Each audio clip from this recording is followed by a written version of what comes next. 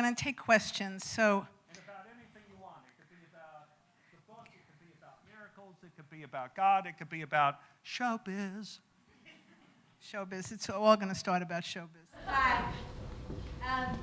I just was wondering what happened with your voice, and all two questions. What happened with your voice, and also, did that all happen in one day in the yard?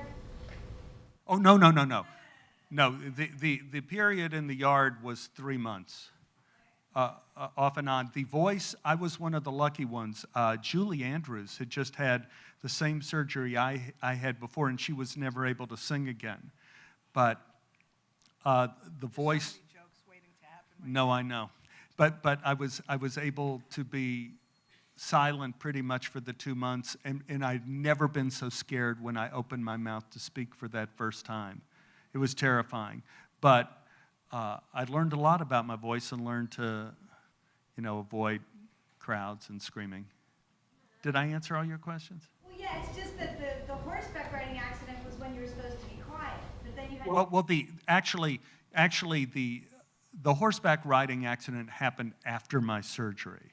So like, I had already been quiet for a month. I had the surgery. Then I was quiet for another couple weeks after that before we planned the Iceland trip. So by the time I went to Iceland, I was able to speak, even though there wasn't much I could say. Anyway, fantastic.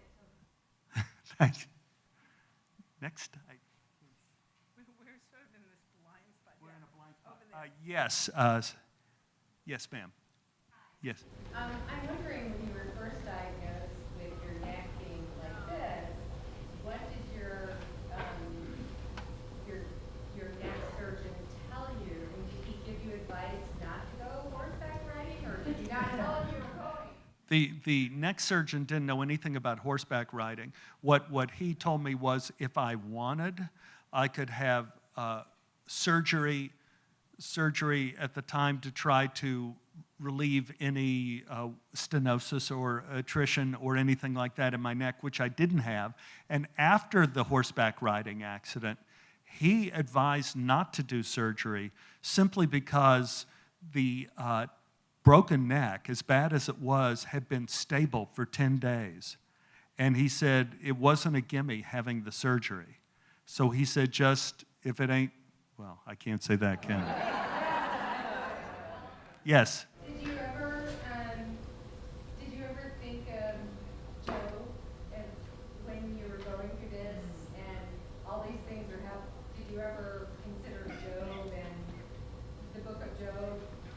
And oh my God, this is happening to me. No. I didn't think of Job. I didn't think of it's funny, at each stage, I was very pleased that things were as good as they were. When I came back from the hospital in Iceland, the first thing I did, they had a piano in the dining room at the little hotel we were at, and I played part of a Beethoven sonata that I knew where the hands have to cross. So I was thinking, well, if I could play that, then I'm going to be okay. And then I found out later that one of the vertebrae I broke was my fifth vertebra, which leads to the left hand, and I've actually been able to play the piano better since the accident. But don't try that at home. Don't do it. Yes. I don't know who that is, but you? Hi. Yes. Did you ever check with your friends in LA to see if you actually maybe appeared in that? I did accidentally run into the hostess of the party in LA, and I said, "Did I show up at a party?" And she goes, "What are you talking about?" I didn't, but I think Ann and we did some research about this. I don't know if you have, like, what that could have been. And she dug this up. And the closest we came to is that if you get a brain injury to a certain part of the brain, and you could Google this, and I forget, do you remember, baby, which part of the brain? Was it the hearing? No, something in the lower part that... What it does is it switches the dreaming state to the conscious state. So when you are unconscious, you believe you are conscious, and it makes everything you experience in a dream not like a dream. In other words, I could have read a book in this state. I could hear, I could touch, I could eat. I had all my senses available. It wasn't like a dream. It was like it was really happening, but it was brain damage is what it was. Explains so much. Yes.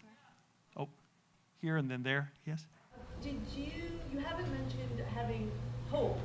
Did you have hope? Did it feel temporary? Did you feel?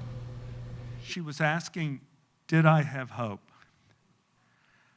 Oh, man. I had, here, do you want to sit here, Martha?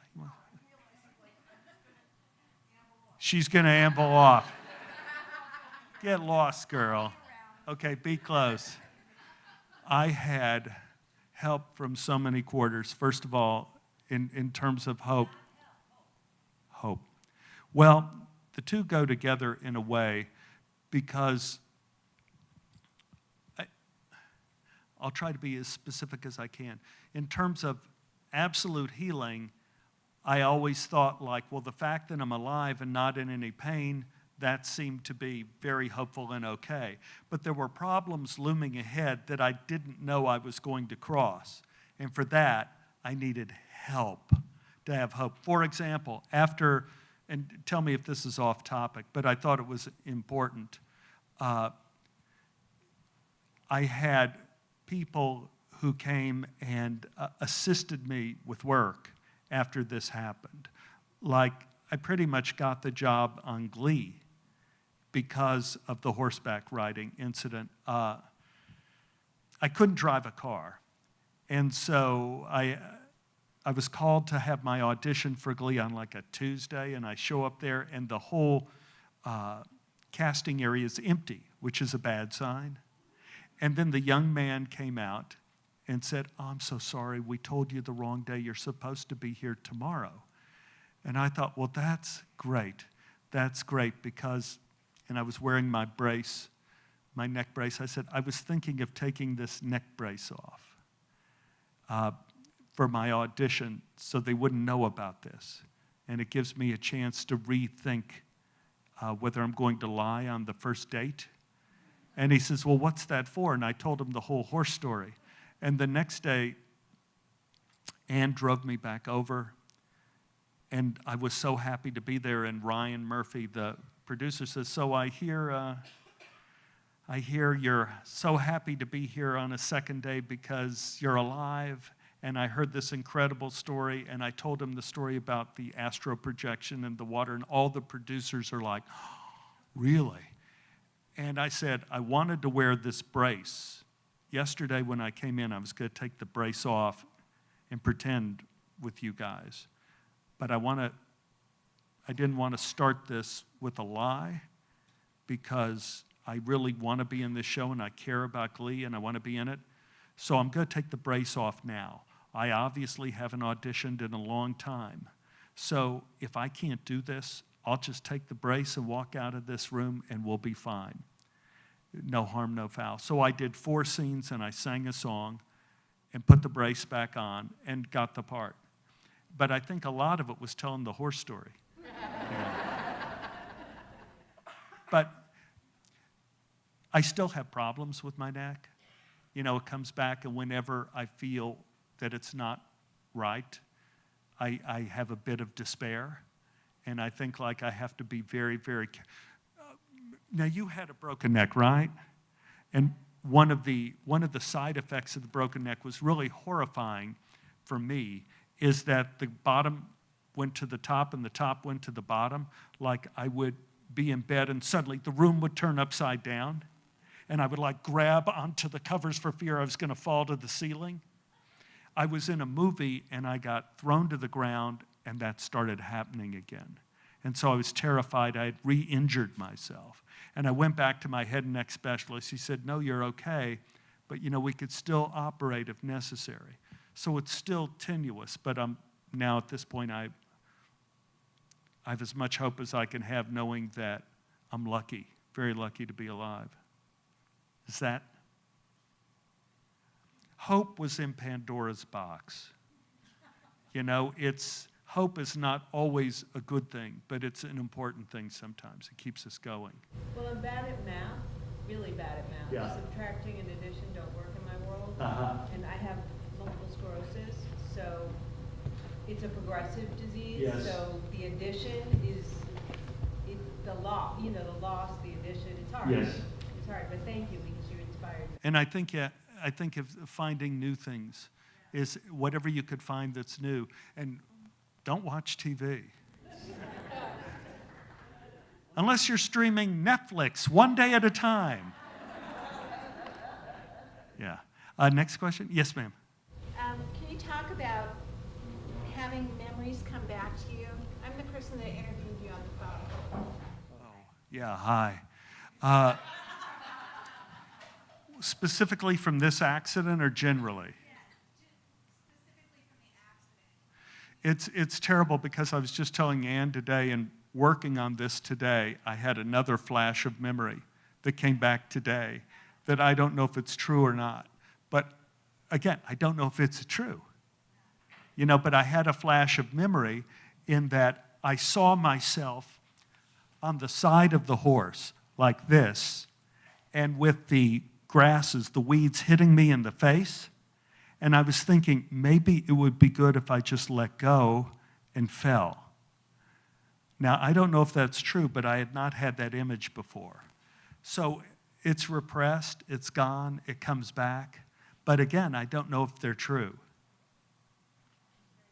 Yeah. Yes? I like what you said about your experience with silence and how it changed your, I guess, your daily. Yes. And has it had a lasting effect since? Yes, absolutely. Silence is my friend now. When I was young, confusion was exciting and I embraced it. When I got older, I loved noise and chaos, and now I love my silence. And it allows me to go where I want to go. And I attribute silence to being able to write. I definitely think the two are connected because in that neutral space of silence, things come in and inspire.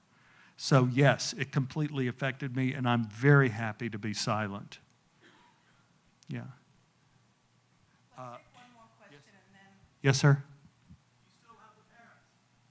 The parrots weren't mine. They were wild. But we still hear them occasionally flying over the tree. Yeah. One more little one. Yes, ma'am? Could you speak a little bit about your writing process and what it was like for you to write these stories? Yeah, the writing process for me that I've developed, there are three writers that I really love and I use as touchstones. There's Charles Dickens, the greatest storyteller ever, who no one can combine the horrible and the hilarious the same as Charles Dickens. George Eliot, no one is as elegant with exposition or shining light on a human psyche than George Eliot in Silas Marner, Middlemarch. I still think of those as the greatest books ever written. And when she was writing Middlemarch, she was in despair that she couldn't write anymore. And so she stopped writing Middlemarch, Mary Ann Evans, who's really George Eliot, and she wrote Silas Marner as a toss-off to say, oh yeah, I can write, and then she finished Middlemarch. So George Eliot and Maxim Gorky. And Maxim Gorky wrote trilogy, My Childhood, My Apprenticeship, My Universities. And he showed me that you can move back and forth in time in a story just like that. You could begin at the end. You could put the middle at the end. You could do whatever you want in terms of time with the story. And so he affected me that way. So I use those people as touchstones, and philosophically as touchstones. I use Aristotle, who said all you have to do is be logical, go point A to point B, and you'll be able to create something. And I use Epicurus, who said that who didn't believe in God at all, he believed in man. But he believed that the universe is too vast to know, but we can understand everything in the universe by looking at a drop of water on a leaf. And Plato, who believed that there's levels of reality. And so I love those guys and what they say, And so I use all of those as touchstones, and I don't feel it necessary to always begin at the beginning of a story. I feel that's the biggest part with writer's block, is people feel they have to start at the beginning and they don't know how their story begins. Just start wherever you can write. Start and then work backward and forward, and then you end up with something, I think. Yes. And yes, sir. How did the silence affect your inner voice and your writing? How did what? How did the silence affect if you have an inner voice and how you wrote in that period? I think the world is so noisy, we get affected by everything we hear, and it affects our voice. And if we're able to be in silence, we're able to hear our own voice truer and listen to it and follow it. And as we follow it, it comes back stronger and stronger, and it is fed by our attention, and it speaks to us more. And so I think that's what silence does, and letting that voice come out. Well, thank you. We're going to go sign books. So come inside and talk to Stephen while he signs books.